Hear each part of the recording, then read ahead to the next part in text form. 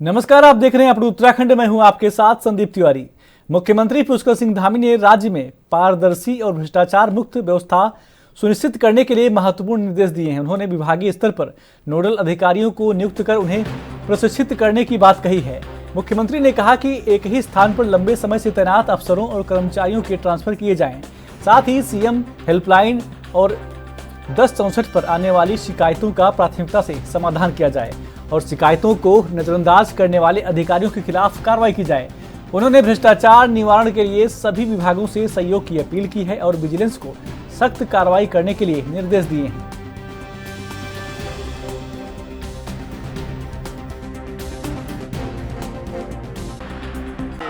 प्रधानमंत्री जी का जो एक विजन है विकसित भारत का संकल्प, उसमें उत्तराखंड भी तेजी से आगे बढ़ रहा है और हर क्षेत्र में आज उत्तराखंड नवाचार को बढ़ावा दे रहा है। अभी राष्ट्रीय खेलों का आयोजन हुआ, अपने आप में अभूतपूर्व आयोजन था।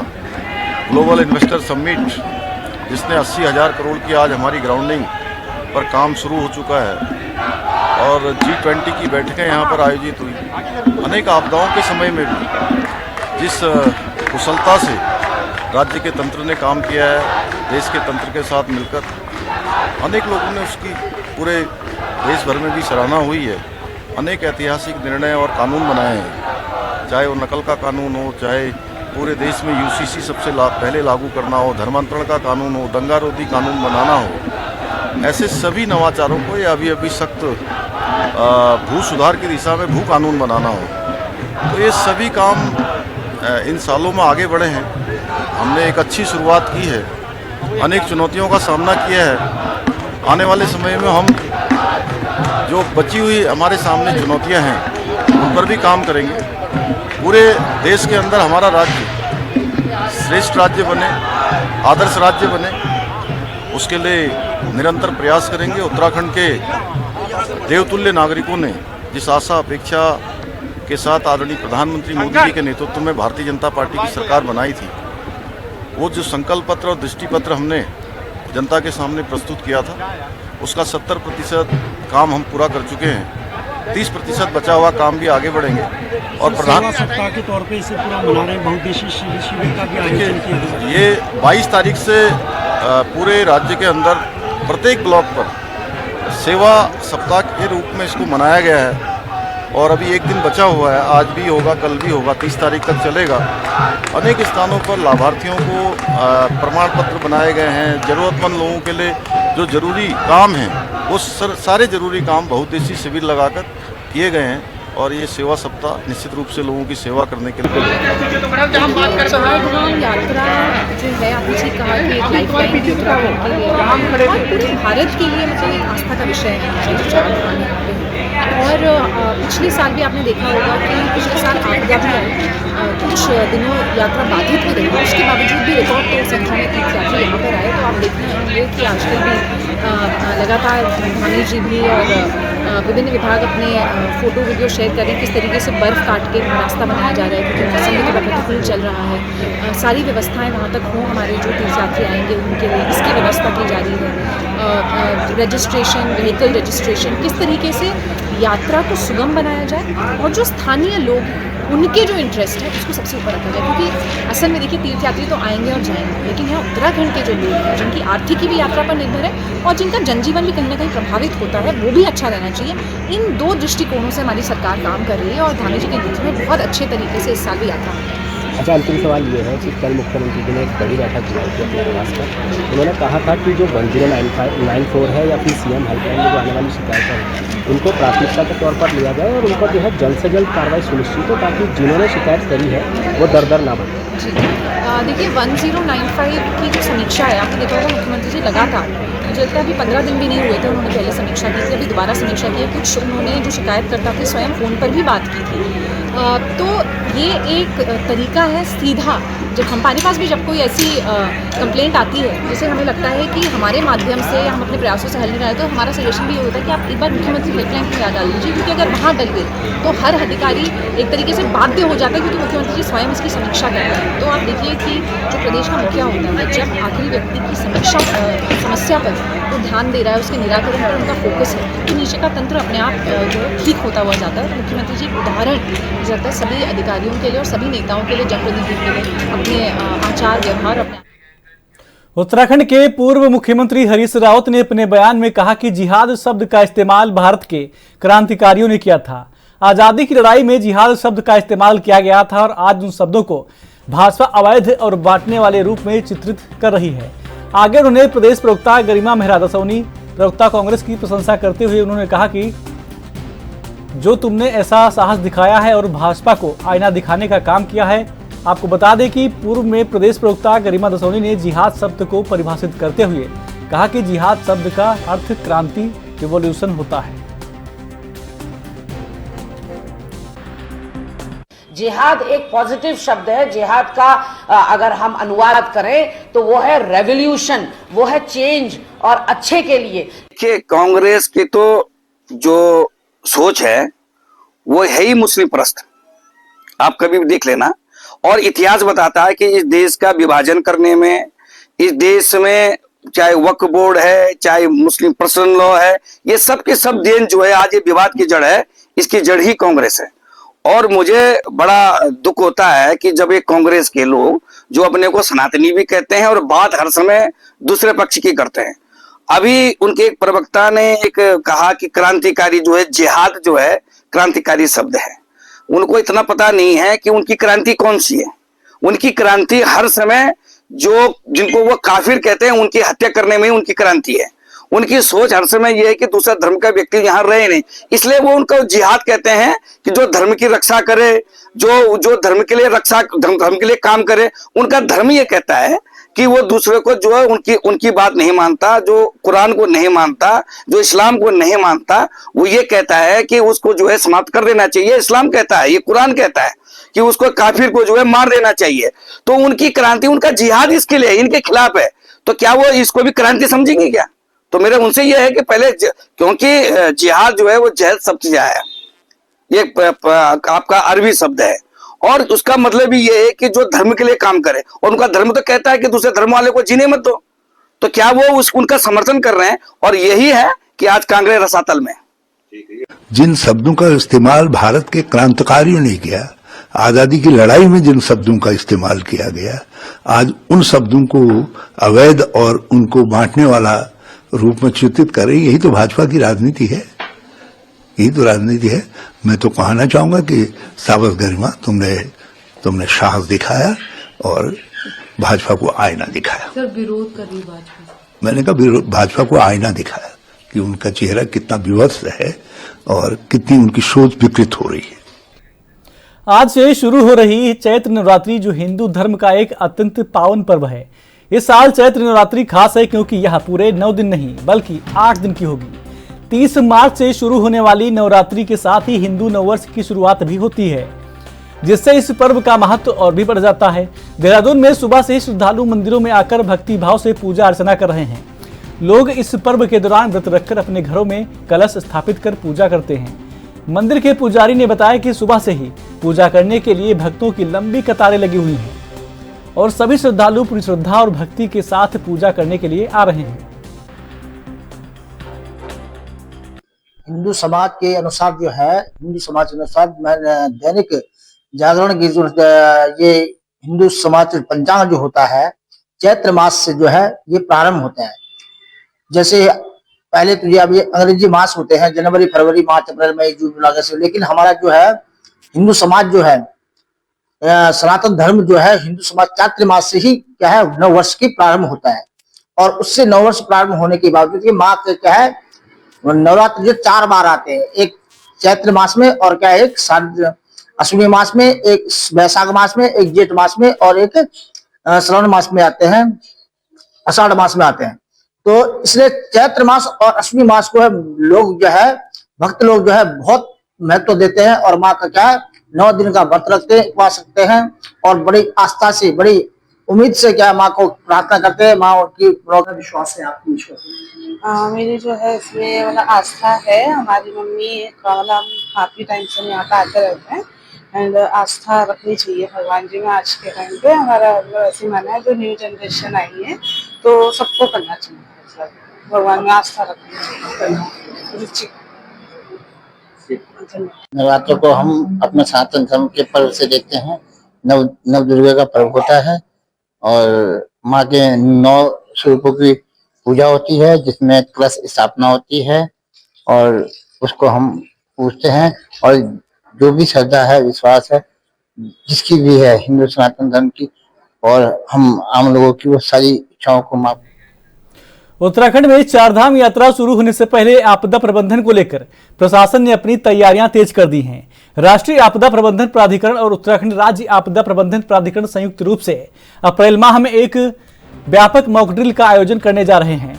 इसका उद्देश्य यात्रा के दौरान संभावित आपदाओं से प्रभावी रूप से निपटने और श्रद्धालुओं की सुरक्षा सुनिश्चित करने का है। आपदा प्रबंधन एवं पुनर्वास सचिव विनोद कुमार सुमन ने जानकारी दी कि चारधाम यात्रा के दौरान उत्तरकाशी, चमोली और रुद्रप्रयाग मुख्य जनपद होंगे, जबकि टिहरी, पौड़ी, हरिद्वार और देहरादून ट्रांजिट जिलों की श्रेणी में आते हैं।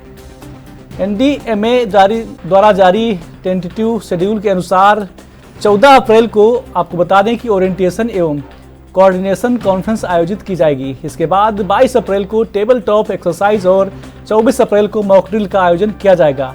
यह मॉक ड्रिल चारधाम यात्रा में किसी भी आपातकालीन स्थिति से निपटने की तैयारियों को परखने का एक अहम जरिया होगा। प्रशासन की यह पहल यात्रियों की सुरक्षा को और भी मजबूत बनाएगा। आप जानते हैं कि उत्तराखंड आपदा की जिससे बड़ा ही संवेदनशील राज्य है। माननीय मुख्यमंत्री जी द्वारा लगातार आपदा के प्रत्येक पहलू पर दृष्टि बनाए रखी जाती है।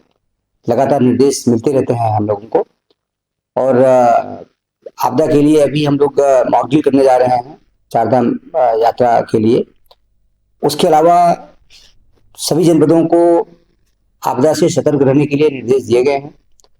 धनराशि हम पर्याप्त धनराशि लगभग 600 करोड़ के आसपास धनराशि हमने जनपदों को रिलीज किया था इस वित्तीय वर्ष में। अगले वित्तीय वर्ष के लिए भी अप्रैल में हम धनराशि निर्गत करेंगे जनपदों को।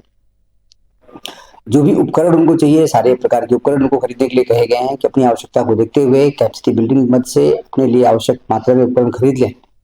जो भी संसाधन की आवश्यकता है कर लें। जहां जहां आपदा का प्रभाव पड़ने की संभावना होती है वहां पे किस प्रकार की तैयारी की जानी है, किस प्रकार से मशीन को तैनात किया जाना है, जेसीबी मशीन या और कोई मशीन, किस प्रकार से मैन पावर की तैनाती की जानी है, उसके लिए व्यवस्था कर लें। तो जनपदों द्वारा इस बारे में कार्रवाई की जा रही है। देहरादून में सड़कों और फुटपाथों पर अतिक्रमण करने वाले अब नहीं बचेंगे। देहरादून नगर निगम जल्द ही फुटपाथ पर रेडी लगाने वालों के खिलाफ कार्रवाई शुरू करेगा। इसके लिए शहर को 5 जोन में बांटा जाएगा और नगर निगम की टीम इन इलाकों में कार्रवाई करेगी। साथ ही चौक पर ठेली लगाने वालों के खिलाफ भी सख्त कदम उठाए जाएंगे, क्योंकि सड़कों और फुटपाथों पर लगे ठेली और रेडी लगने से दुर्घटनाओं का खतरा बढ़ जाता है। नगर आयुक्त नमामि बंसल ने बताया कि शहर के वार्डों में कैमरे लगाए जाएंगे और इन्फोर्समेंट टीम अतिक्रमण हटाने का काम करेगी।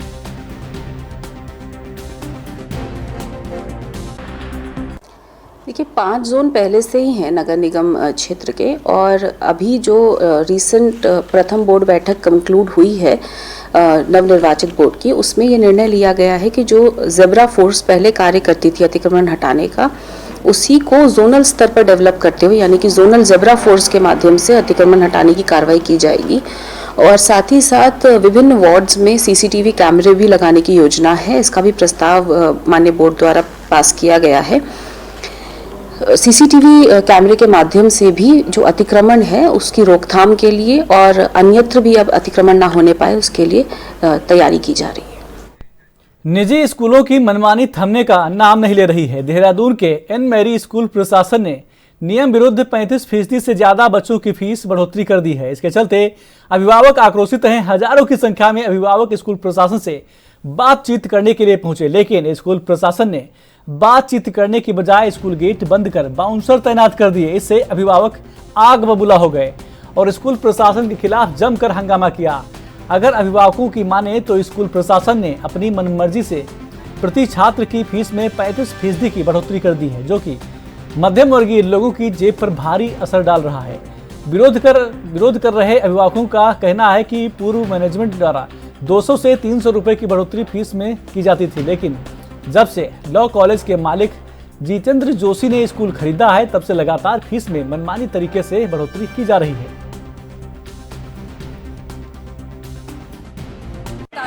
मैडम, आज आप लोग यहाँ क्यों एकत्रित हुए हैं सभी लोग? एक तो फीस के हाइक के चक्कर में और भी प्रॉब्लम्स है, बट आज हमारा मेन मुद्दा फीस का ही है। और ये जो इन्होंने फाइन लगा रखे हैं हमारे बच्चों के लेट फी के ऊपर। देखो, मेरी बेटी 10th में है और एक 2nd क्लास में है। जो फीस है हाइक हुई वो एक अलग चीज़ है, 6000 भर रही हूँ मैं, और उसके बाद पर सब्जेक्ट में ट्यूशन फी दे रही हूँ जो 7000 के अप्रॉक्स चली गई। 13000 में दे रही हूँ एक बच्चे का, दूसरे का मैं दे रही हूँ 5 + 3000, तो 8 में एक का दे रही हूँ। मतलब 25 से 30 हज़ार में दोनों बच्चों पर लगा रही है। एक एवरेज फैमिली की जो तनख्वाह जो सैलरीज होती है 30,000 35,000, मतलब हम सारा बच्चों के ऊपर ही लगा दें। फिर बुक्स अलग, कुछ और अलग, एक्स्ट्रा स्टेशनरी, ये वो और चीज़ें, मतलब सारा कुछ हम स्कूल को ही प्रोवाइड कर दें। दूसरा, इन्होंने ये जो फाइन लगाया है, क्या इन्होंने लेट पे फाइन लगाया, और जो लोग पहले एडवांस पे पेमेंट करते हैं, क्या इन्होंने उनको कभी रिबेट दी?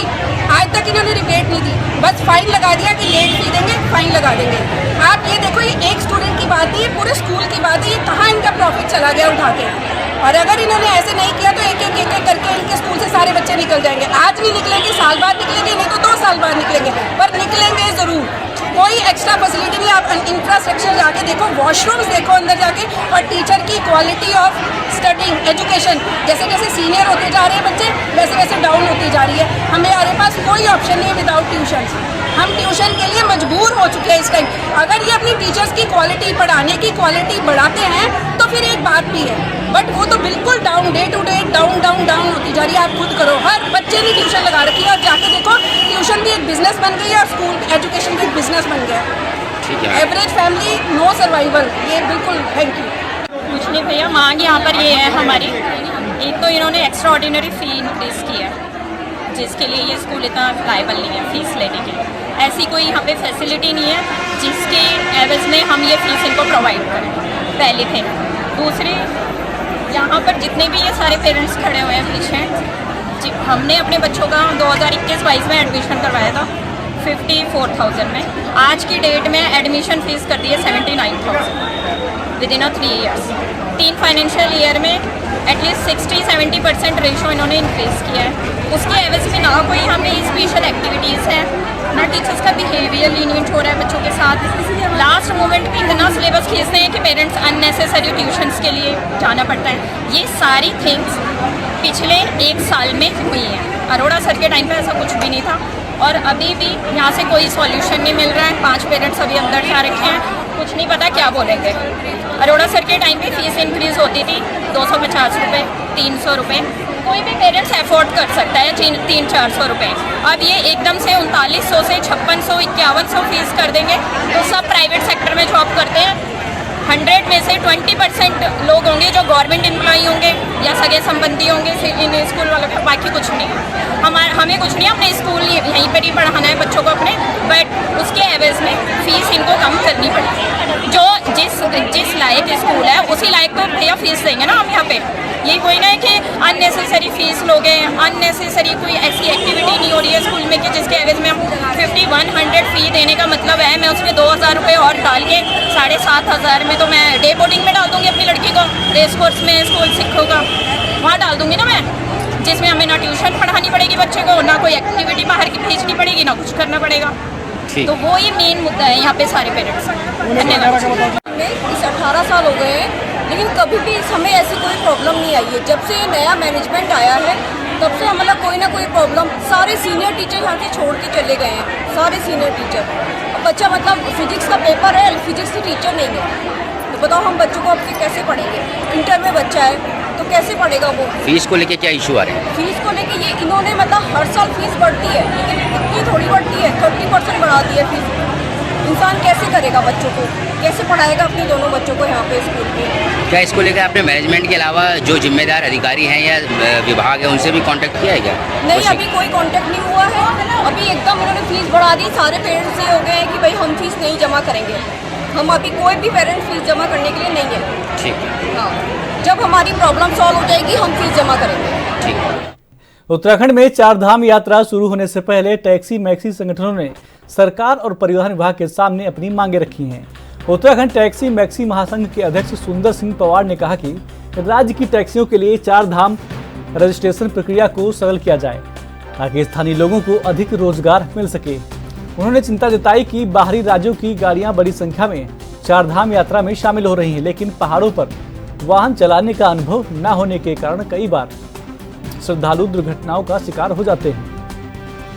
इसके समाधान के लिए महासंघ ने मांग की है कि बाहरी राज्यों की गाड़ियों को केवल 15 दिन की यात्रा फिटनेस दी जाए, साथ ही 12 साल पुरानी गाड़ियों पर पुरानी दर से ही फिटनेस फीस लागू की जाए।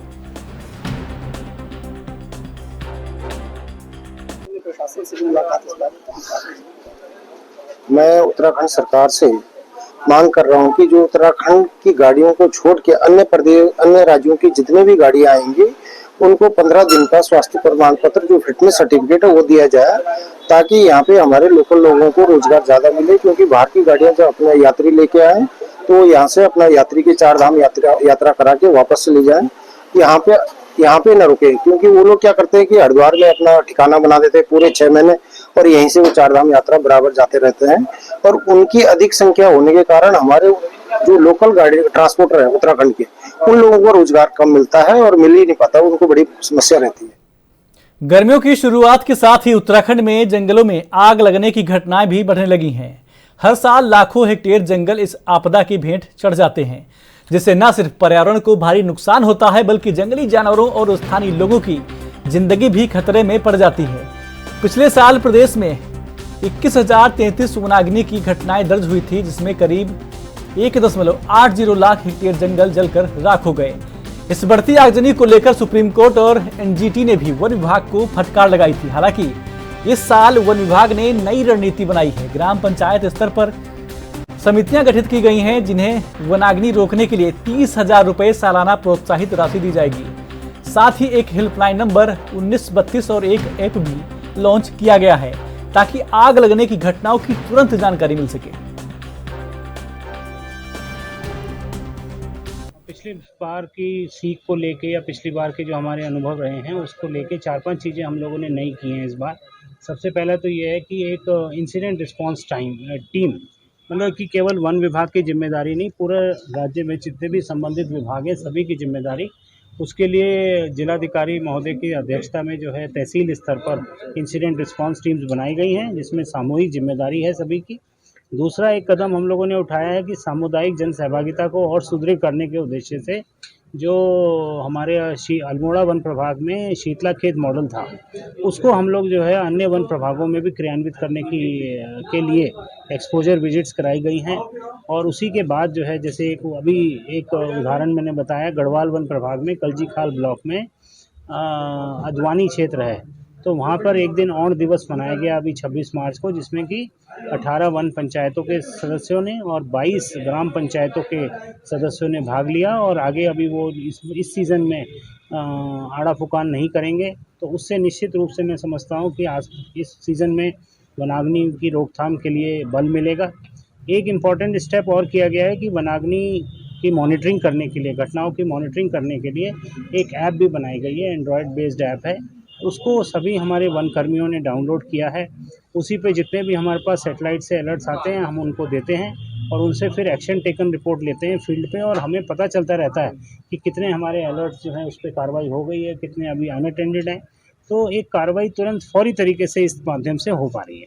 अभी तक जो इस सीजन में कितनी आग लगी?